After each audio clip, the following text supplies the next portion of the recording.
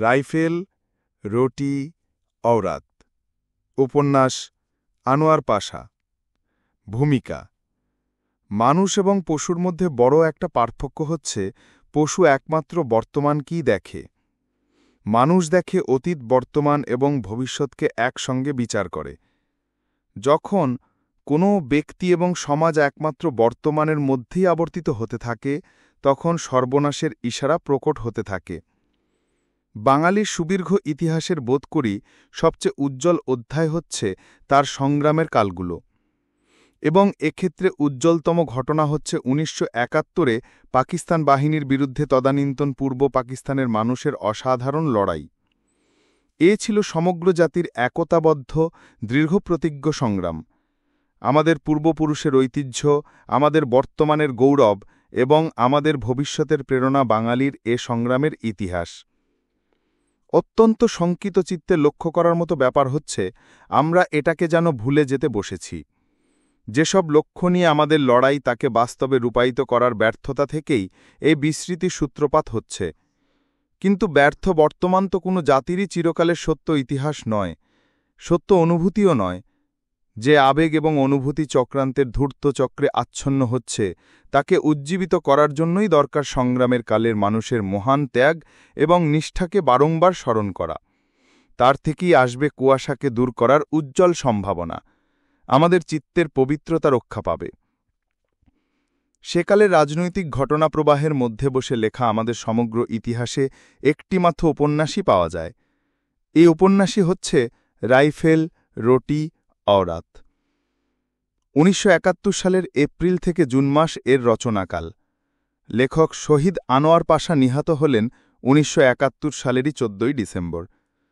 স্বাধীনতা লাভের মাত্র দুদিন আগে তিনি যে অমর কাহিনী উপন্যাসে বিধৃত করেছেন, নিজেই হয়ে গেলেন তারই অঙ্গ চিরকালের জন্য। আনোয়ার পাশার উপন্যাসটি একদিক দিয়ে যুদ্ধক্ষেত্রে বসে একজনের প্রতিটি মুহূর্তের কাহিনী। আমাদের স্বাধীনতা সংগ্রামের মধ্যে সৃষ্ট এ শিল্পকর্ম কতটা সত্যনিষ্ঠা, লেখকের জীবনের পরিণতি তার মহান সাক্ষ্য হয়ে থাকবে। রবীন্দ্রনাথ বলেছেন, জীবনে জীবন যোগ করা, না হলে কৃত্রিম পণ্যে ব্যর্থ হয় গানের পসরা। আনোয়ার পাশার উপন্যাস, তার শেষ উচ্চারণ, নতুন মানুষ, নতুন পরিচয় এবং নতুন একটি প্রভা। সে আর কত দূরে? বেশি দূর হতে পারে না। মাত্র এই রাতটুকুই তো। মা ভয় কেটে যাবে। তার এবং আমাদের সকলের কামনা এবং প্রত্যাশারই একক ব্যক্তি। শিল্পী তার জীবনকে আমাদের জীবনের মধ্যে পরিব্যাপ্ত করে দিয়েছেন। রাইফেল, রোটি, অওরাত, আনোয়ার পাশার শহীদ আত্মার আকাঙ্ক্ষাকেই যেন আমাদের মধ্যে সঞ্চারিত করে চলেছে নিরন্তর এবং অম্লান। কাজী আব্দুল মান্নান। বৈশাখ ১৩৯৪।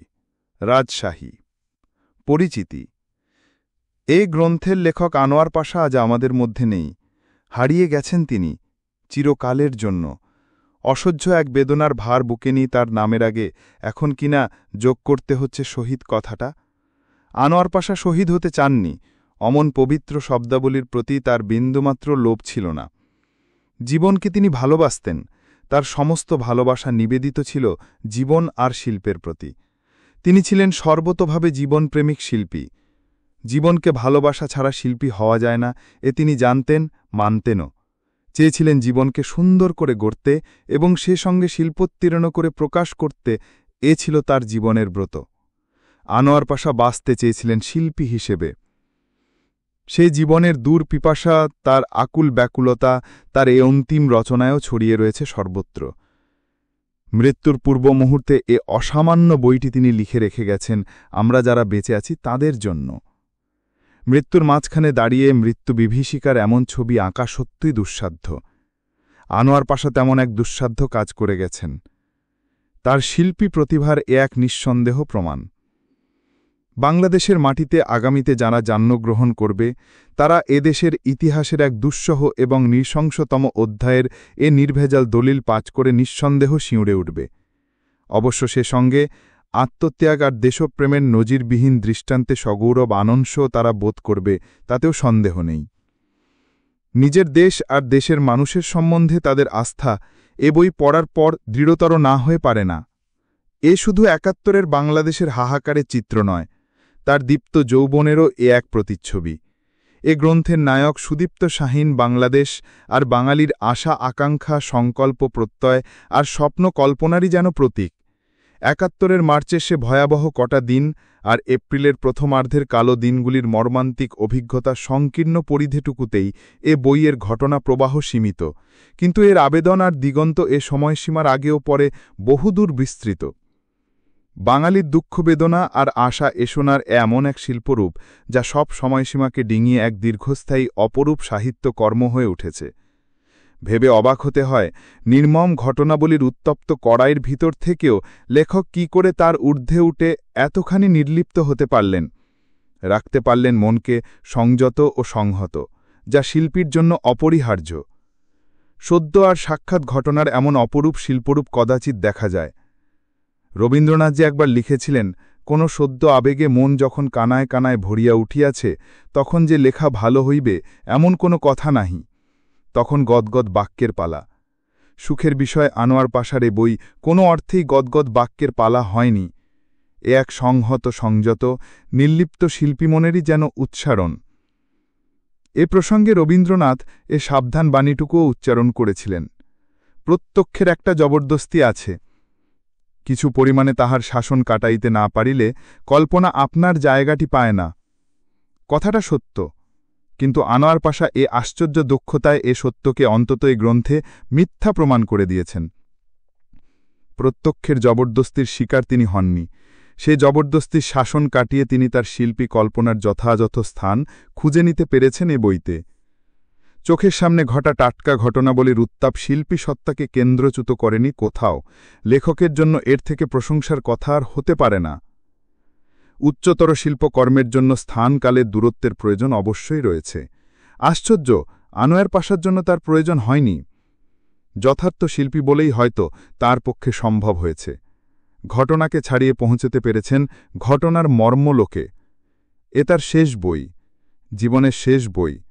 প্রত্যক্ষ সাক্ষাৎ ঘটনাবলীকে তিনি উপন্যাসের রূপ দিয়েছেন এ গ্রন্থে।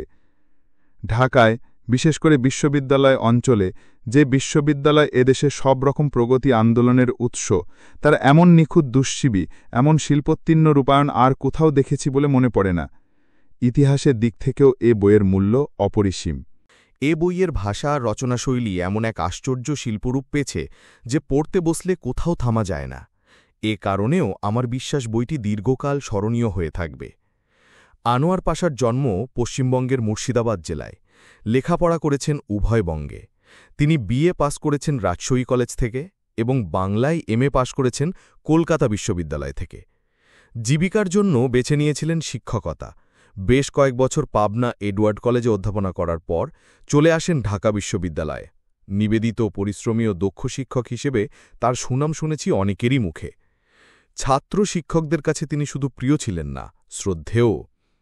আজকের দিনে যা দুর্লভ সৌভাগ্য। শিক্ষকতার বাইরে তার প্রধানতম নেশা ছিল সাহিত্য। কবিতার গদ্যে তার সমান দক্ষতা দেখে আমরা বিস্মিত না হয়ে পারতাম না। সমালোচনায় তিনি যে অসাধারণ গ্রহণশীলতা আর বিশ্লেষণী শক্তির পরিচয় দিয়েছেন, তারও নজির খুব বেশি নেই। বিশেষ করে তার রবীন্দ্র ছোটগল্প সমীক্ষা আমাদের সমালোচনা সাহিত্যের মানকে যে উন্নত করেছে তাতে সন্দেহ নেই। নির্সন্ধানী আর নিশুতি রাতের গাথা নামে তার দুটি উপন্যাস আর নদী নিঃশেষিত হলে নামে একটি কবিতার বই বহু আগেই প্রকাশিত হয়েছে। তদুপরি বহু পরিশ্রমে তিনি আমার মতো নগণ্য লেখকের ওপরেও একটি বড় বই লিখেছেন। এতে অন্য যা প্রমাণিত হোক না কেন, অন্তত স্বদেশের সাহিত্য আর সাহিত্যিকের প্রতি তার যে আন্তরিক অনুরাগ আর আস্থা রয়েছে সে সম্বন্ধে আমরা নিঃসন্দেহ হতে পারি। আলোচ্য গ্রন্থের আগাগোড়া যে স্বাধীনতার স্বপ্ন তিনি দেখেছেন, যার প্রতীক্ষায় তিনি প্রহর গুনছিলেন, সে স্বাধীনতার শুভলগ্নের মাত্র দিন দুই আগে পাক হানাদারদের দোসরেমা নিজের পেশার আদর্শে আত্মনিবেদিত প্রাণে নিরলস শিল্পীকে ধরে নিয়ে গিয়ে নির্মমভাবে হত্যা করেছে। তবুও মনে জিজ্ঞাসা জাগে, শিল্পীকে কি হত্যা করা যায়? শিল্পীকে হত্যা করা যায়, কিন্তু শিল্পকে হত্যা করা যায় না। শিল্পকে হত্যা করা মানে মানুষের আত্মাকে হত্যা করা। তা করা দুনিয়ার কোনো ঘাতকের পক্ষেই সম্ভব নয়। Life is short, art is long. ঘাতকের অস্ত্র আনোয়ার পাশার মরজীবনকে সংক্ষিপ্ত করে দিয়েছে সত্য, কিন্তু তার রচিত গ্রন্থের পাতায় পাতায় ফুল হয়ে ফুটে রয়েছে। তাকে হত্যা করবে কে? শিল্পীকে হত্যা করা যায়, শিল্পকে হত্যা করা যায় না।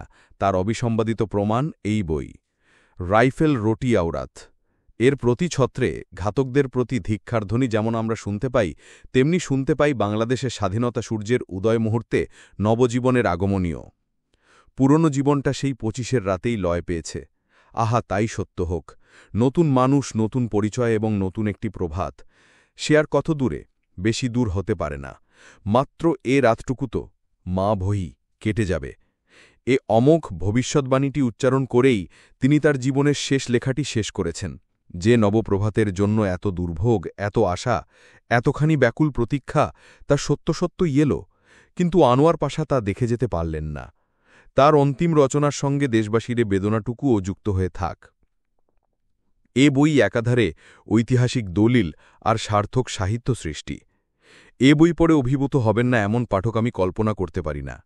আবুল ফাজাল, 28 মে 1973, সাহিত্যকেতন, চট্টগ্রাম। প্রকাশকের কথা, শহীদ আনোয়ার পাশা 1335 সালের 2রা বৈশাখ মুর্শিদাবাদ জেলার কাজী সাহা গ্রামে জন্মগ্রহণ করেন। তিনি 1953 খ্রিস্টাব্দে কলকাতা বিশ্ববিদ্যালয় থেকে কৃতিত্বের সঙ্গে বাংলায় এমএ পাশ করেন। ওই বছরেই তিনি নদিয়া জেলার পালিত বেঘিয়া গ্রামের জনাব হেকমত আলী মণ্ডলের কন্যা মসিনা বেগমকে বিয়ে করেন। 1958 খ্রিস্টাব্দের 2রা মার্চ পাশা সাহেব পাবনা জেলার এডওয়ার্ড কলেজে বাংলার অধ্যাপক নিযুক্ত হন। পরে 1966 খ্রিস্টাব্দের 1 নভেম্বর তিনি ঢাকা বিশ্ববিদ্যালয়ের বাংলা বিভাগে যোগদান করেন এবং শহীদ হওয়ার আগে পর্যন্ত ওই বিভাগেই অধ্যাপনা করে গেছেন। কাব্য, উপন্যাস, ছোট গল্প, সমালোচনা প্রভৃতি সাহিত্যের বিচিত্র ক্ষেত্রে তিনি আমৃত্যু অনলস লেখনী চালনা করেন।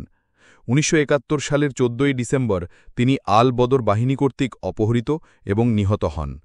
মৃত্যুকালে তার বয়স হয়েছিল 43 বছর। তিনি স্ত্রী এবং 2 ছেলে রেখে গেছেন। এদের নাম মাসারুল আফতাব ও রবিউল আফতাব। রাইফেল রোটি আওরাত উপন্যাসের রচনাকাল 1971 খ্রিস্টাব্দের এপ্রিল থেকে জুন মাস। স্বাধীনতা সংগ্রাম চলাকালীন তিনি বেশ কিছু সংখ্যক কবিতা এবং একটি অসম্পূর্ণ উপন্যাস রচনা করেন।